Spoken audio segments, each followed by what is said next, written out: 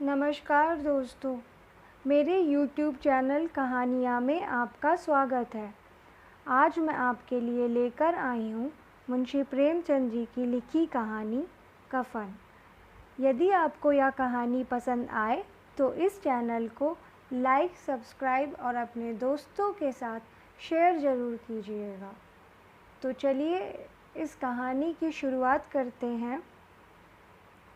झोपड़े के द्वार पर बाप और बेटा दोनों एक बुझे हुए अलाव के सामने चुपचाप बैठे हुए हैं और अंदर बेटे की जवान बीवी बुधिया प्रसव वेदना से पछाड़ खा रही थी।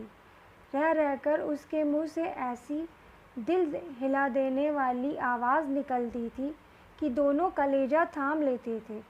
जाड़ों की रात थी, प्रकृति सन्नाटे में डूबी हुई, सारा गांव अंधकार में लय हो गया था। घीसू ने कहा, मालूम होता है बचेगी नहीं, सारा दिन दौड़ते हो गया। जा देख तो आ, माधव चिढ़कर बोला। मरना ही है तो जल्दी मर क्यों नहीं जाती, देख कर क्या करूं। तू बड़ा बेदर्द है बे। साल भर जिसके साथ सुख चैन से रहा, उसी के साथ इतनी बेवफाई। तो मुझसे उसका तड़पना और हाथ पांव पटकना नहीं देखा जाता। चमारों का कुनबा था और सारे गांव में बदनाम। घीसू एक दिन काम करता तो 3 दिन आराम करता। माधव इतना कामचोर था कि आधे घंटे काम करता तो घंटे भर चिलम पीता। घर में मुट्ठी भर भी अनाज मौजूद हो तो घीसू पेड़ पर चढ़कर लकड़ियाँ तोड़ लाता और माधव बाजार से बेच लाता।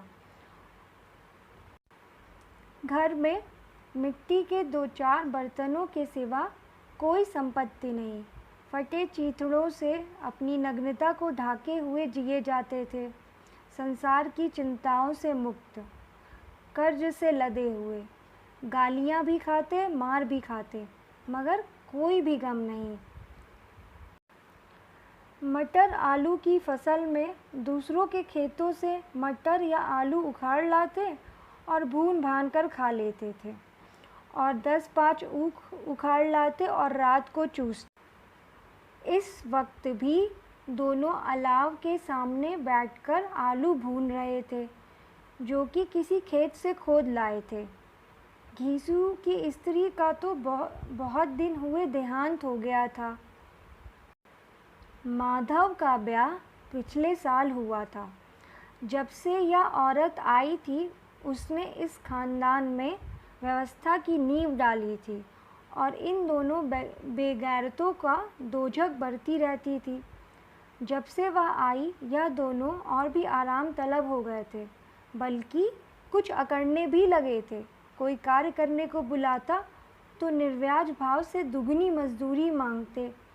यह औरत प्रसव वेदना से मर रही थी और यह दोनों शायद इसी इंतज़ार में थे कि वह मर जाए तो आराम से सोएं। घीसू ने आलू निकाल कर छीलते हुए कहा, जाकर देख तो क्या दशा है उसकी। चुड़ैल का फिसाद होगा और क्या। यहाँ तो ओझा भी 1 रुपया मांगता है। माधव को भय था कि वह कोठरी में गया तो घीसू आलूओं का बड़ा भाग साफ कर देगा। बोला, मुझे वहाँ जाते डर लगता है, तो तुम ही जाकर देखो ना। मेरी औरत जब मरी थी तो मैं 3 दिन तक उसके पास से हिला नहीं, और फिर मुझसे लजाएगी कि नहीं। जिसका कभी मुंह नहीं देखा, आज उसका उघड़ा हुआ बदन देखूं, उसे तन की सुध भी तो ना होगी।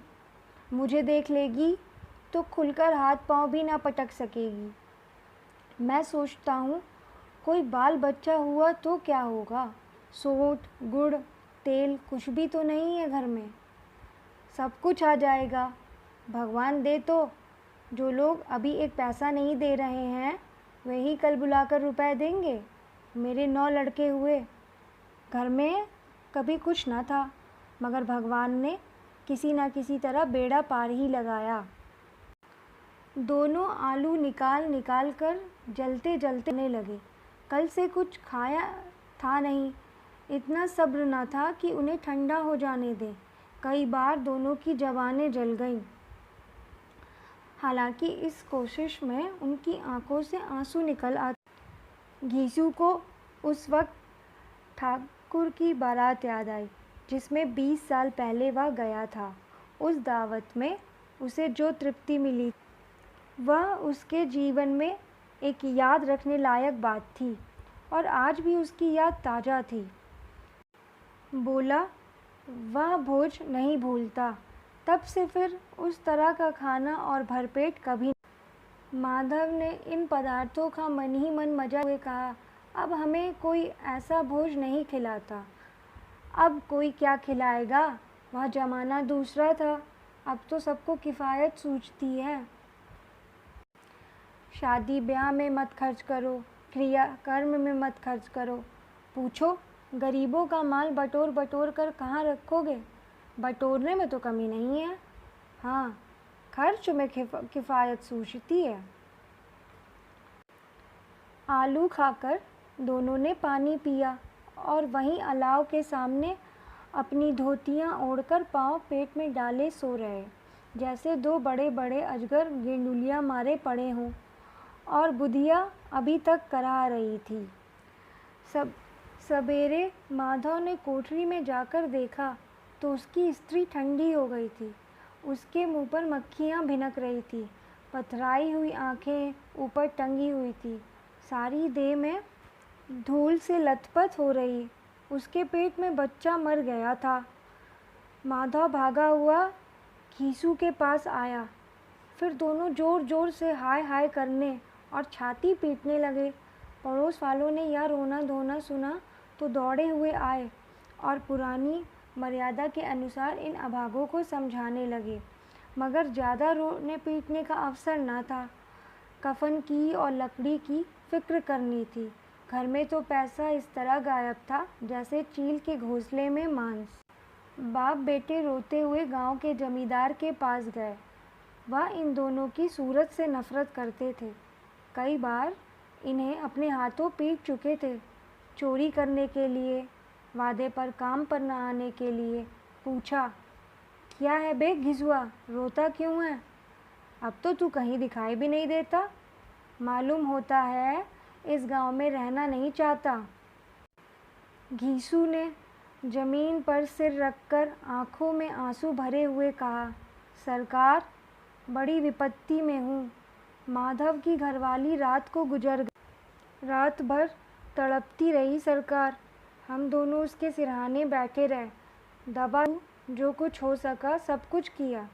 मुदा वह हमें दगा दे गई। अब कोई एक रोटी देने वाला भी ना रहा मालिक। तबाह हो गए, घर उजड़ गया। आपका गुलाम हूँ। अब आपके सिवा कौन उसकी मिट्टी पार लगाएगा? हमारे हाथ में तो जो कुछ था वह सब तो दवा दारू में उठ गया। सरकार ही की दया होगी तो उसकी मिट्टी उठेगी। आपके सिवा किसके द्वार पर जाऊं? जमींदार साहब दयालु थे, मगर घीसू पर दया करना काले कंबल पर रंग चढ़ाना था। जी में तो आया, कह दें चल दूर हो यहाँ से। ये तो बुलाने से भी नहीं आता। आज जब गरज पड़ी तो आकर खुशामद कर रहा है। हरामखोर कहीं का बदमाश। लेकिन यह क्रोध या दंड का अवसर न था। जी में कुड़ते हुए 2 रुपए निकालकर फेंक दिए, मगर सांत्वना का एक शब्द भी मुंह से ना निकला। उसकी तरफ ताका तक नहीं, जैसे सिर का बोझ उतर गया हो। जब जमींदार साहब ने 2 रुपए दिए तो गांव के बनिए महाजनों को इनकार का साहस कैसे होता। घीसू जमींदार के नाम का ढिंढोरा भी पीटना जानता था। किसी ने 2 आने दिए, किसी ने 4 आने। 1 घंटे में घीसू के पास 5 रुपए की अच्छी रकम जमा हो गई। कहीं से अनाज मिल गया, कहीं से लकड़ी, और दोपहर को घीसू और माधव बाजार से कफन लाने चले। इधर लोग बांस काटने में लगे हुए थे। बाजार में पहुंचकर घीसू बोला, लकड़ी तो उसे जलाने भर को मिल गई है, क्यों माधव? माधव बोला, हाँ लकड़ी तो बहुत है, अब कफन चाहिए, तो चलो कोई हल्का सा कफन ले लें।